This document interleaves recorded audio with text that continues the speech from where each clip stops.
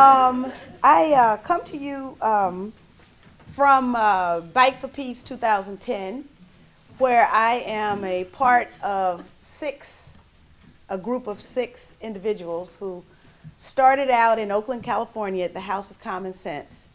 And on September 22nd, we will convene at the White House that needs some common sense.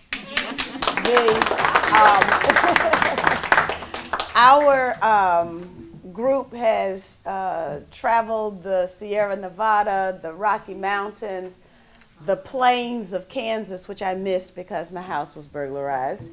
And now they are in Kentucky, and I leave in just a few hours to rejoin them in Kentucky for the last week of cycling before we enter Virginia and then on to Washington, D.C. But these bicyclists talk about personal transformation, the kind of personal transformation that is necessary if we want our country to make its own transformation. They have committed themselves to living a sustainable life, and they view the bicycle as part of that transformation, that transformative vehicle. And some of them started out on this not as like me, for example. I wasn't on a bicycle since, and I failed the first day. I failed the first day. Thank goodness I was wearing a helmet, or else, you know, I would have had some serious issues. Some people say I have those serious issues anyway. And then I had a whole series of ailments related to sitting properly on the bicycle, and having to learn not only the science of riding a bicycle, but also the art of riding a bicycle. So it's been quite a journey for me. And in the beginning, we didn't even have a vehicle. We started out carrying everything on our bicycle. So we had about 40 pounds of panniers, they say panniers, pannier, attached to our bicycles. But this whole transformation is something that I'm thinking about as I ride this personal transformation business, because on this ride I've had to choose the things that are important. And of course, with the loss of my father, I'm thinking about what's important in life anyway. And we travel with our basic needs. We camp, buy tent. These are things I've never done before. Remember, in 2008, I challenged people to do some things they'd never done before in order to have some things they'd never had before. All right. And I figured that I needed to walk my talk too. Okay. And this was a way in which I could do that and relieve some of the grief that I felt from my aunt, because this was planned, my participation was planned as I was grieving my aunt's death, homicide. And then I encountered the whole situation with my father, and my mother says that I'm running away, and maybe I am running away, but I am now doing something that as a green I perhaps should have done a long time ago. You know, I'm communing with nature, and I'm enjoying the trees, and I'm looking at the mountains, and I'm dipping my feet in the brooks, and the whole life that is embodied in our planet. I'm beginning to understand how Greens and environmentalists are willing to go to the very end in order to protect that which nurtures us. And as we have gone on this bicycle ride, we only have the things extra that people give to us. So people open up their homes, they don't know us, and they give us. People are hurting in this country now. We have been entertained by people who live in mountain chalets and lodges and bed and breakfasts, and they're on the verge of losing them. And they don't exactly know how they are going to survive the next weeks and the next months, but they open up their homes and they give us everything that they have to give us. The generosity of people in isolated hamlets throughout our country.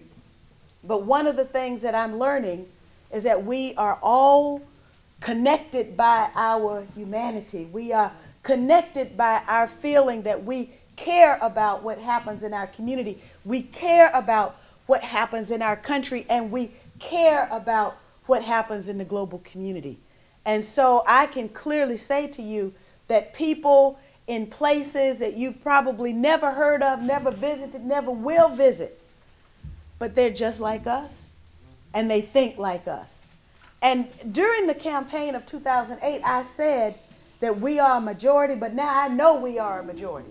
But we have to be organized so that our majority view can also become a public policy that's implemented. So what I want to briefly suggest to you is that as I've gone around, I recall a piece that I wrote called Buyters Remorse. And in that piece, I talked about how people have been contacting me by email, and they're saying that they voted for Obama. They had hope. They hoped that they were going to get change. And I have to be honest with you, I overheard some militia members in the state of Utah. And they were having a discussion. They mentioned that they had voted for Bush. They can't vote Republican anymore. They voted for Obama. They can't vote Democrat anymore. Okay. But because the Green Party was poised and prepared, the Green Party was on the ballot in the state of Utah. So when I heard them say well, first of all, I never heard of a militia that voted for Obama. Now, I've always talked about the kind of constructive engagement, not like what Ronald Reagan was talking about with South Africa, but that we have to talk to each other no matter what our political view and find the area of commonality Amen. On which we can work together. And so when I heard these men who are very well armed in Utah, and they were talking about that too, probably shouldn't mention that with the microphone on. So I eased up to them and I reminded them that they do have options, and that their option, one of their options, is the Green Party. And don't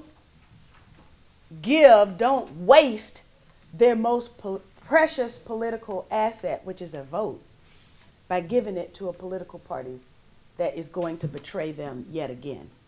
And actually, we broke bread. We communed. I'm out there in the middle of the most beautiful state, which I think is Utah, and I'm communing with militia members. Now, this buyer's remorse is being expressed all over the country. And people are saying it, people are feeling it. The young black man in Dolores, Colorado, heard that I was going to be spending the night in a campground in Dolores, Colorado. He lives in some place even smaller than that. And he said, I never get a chance to see black people. I just want to get close to a black woman. And this young man bought us dinner. He said, he reminded us that he's a student. He didn't have much money. He's a student. But he only heard the hate about the anti-things that were being said against Obama.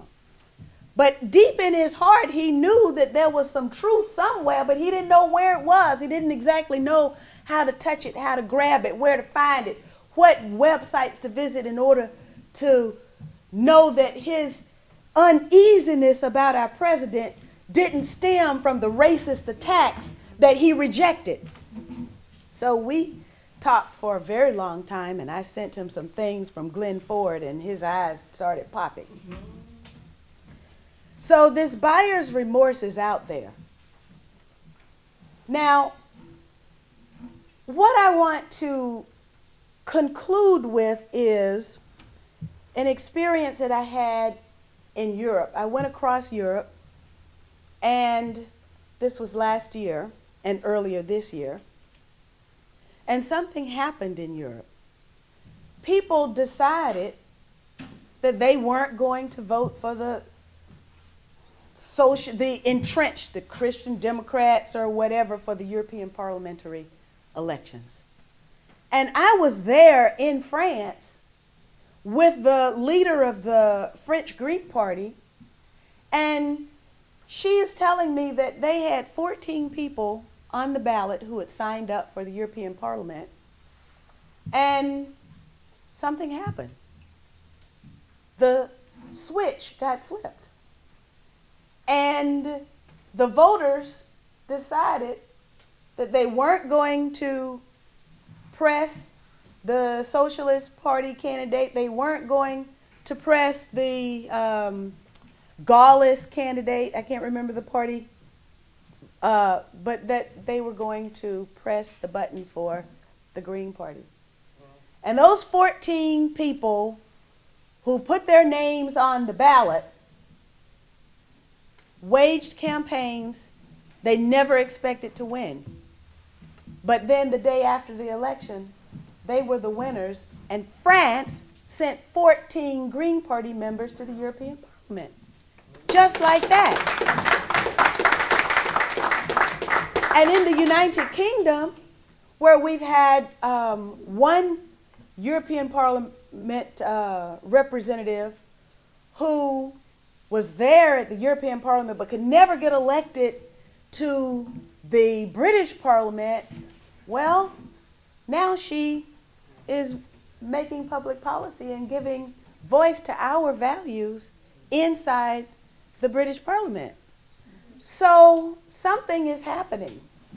And the buyer's remorse is very real in our country.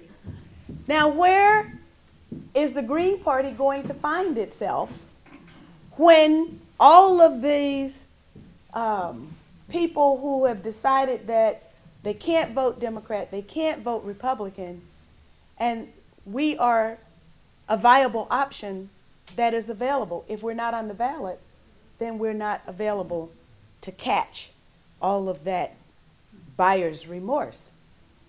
That's why it's important that Howie get 50,000 votes.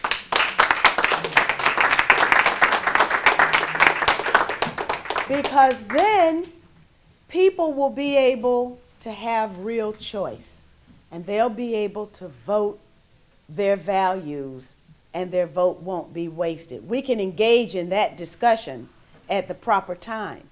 But right now, the most important thing is organizing to get those 50,000 votes. The Green Party candidates, from Howie to Julia to Gloria and Coley and our state Senate candidate, all of the Green Party candidates give of their time, they make personal sacrifice, they give of their personal resources. It's not easy to be a candidate. And yet they do it because they love their community more than their call to, well, it's not selfishness, but there are some people who just don't have the call. They don't answer the call. These candidates do. And so I'm happy to be here, and I want the Green Party to be poised and present on the ballot so that when people in the United States flip that switch, that it's the Green Party that gets those votes. Thank you.